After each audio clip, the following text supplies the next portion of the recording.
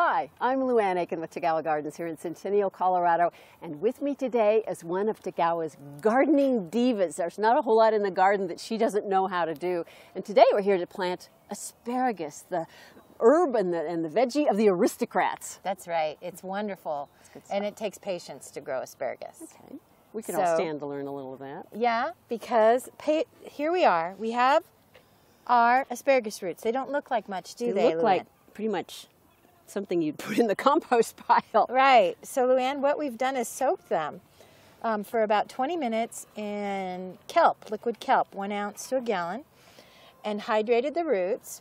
I've already pre-dug this hole. I've mixed in 1/3 compost to 2/3 native soil. I've mixed in some good fertilizer. As you pick it up, you can tell which is the top. Then you would take it like a spider's legs and lay it out on this mound that I created.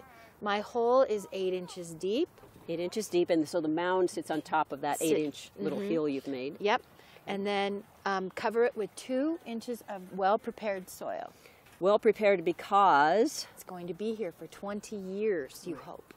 And so you can't get back in here and do this. Then the plant will continue to grow, and as it grows, you keep backfilling from these side hills up to the plant until the plant is level with the top of the with the ground. And how close would you put your next asparagus? 18 inches. 18-inch on center. On center, and then 2-foot apart rows. What about watering and winter care? Now, watering is keeping it moist but not soggy.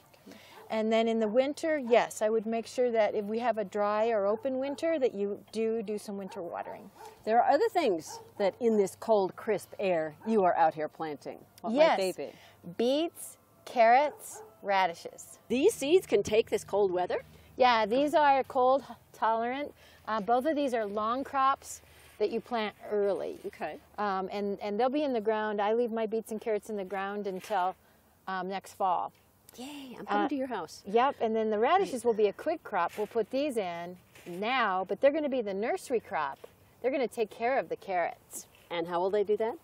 What they'll do is they'll be on the outside protecting the carrots. And all you have to do is read the back of this package. It says to plant them 1/4 inch deep. Okay, show me. So I'm going to take them into my hand. They're very tiny. Carrot seeds are really tiny. And then I just sprinkle them a little bit, a little bit. You want to have them about 6 inches apart. And my thing is to do 2 or 3 seeds about 6 inches apart because you don't get 100% germination rate. And so what I'm going to do now is just tap down my carrots real close because it's only 1/4 inch. So I think you can bury your seed too deep. Then I'm going to come along with my little radishes, and they want to be 1/2 inch deep. So along the outside, and not in the same row as my carrots, just along the outside. Mark the row. Yep. To tell me because they're going to come up really quick. Fast, which kids love. Oh yeah, because it's instant gratification. And I go on both sides of my carrots. Then I'll bury these a little bit with my 1/4 inch of soil. Okay. And then of course we'll have to come back and water them gently.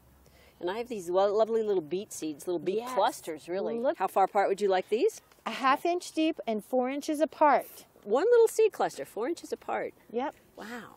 My little seeds are getting covered. Mm-hmm. We're going to water them in. Nice kelp water. They'll love it. So don't let the cold weather chase you away. If you want to get out in the soil now, do a little planting while it's still chilly, that's fine. Even once it warms up, you can do some other crops and then come later in the summer, come back and replant some of your colder friendly crops. Here at Tagawa's, we would love to help you grow your good health.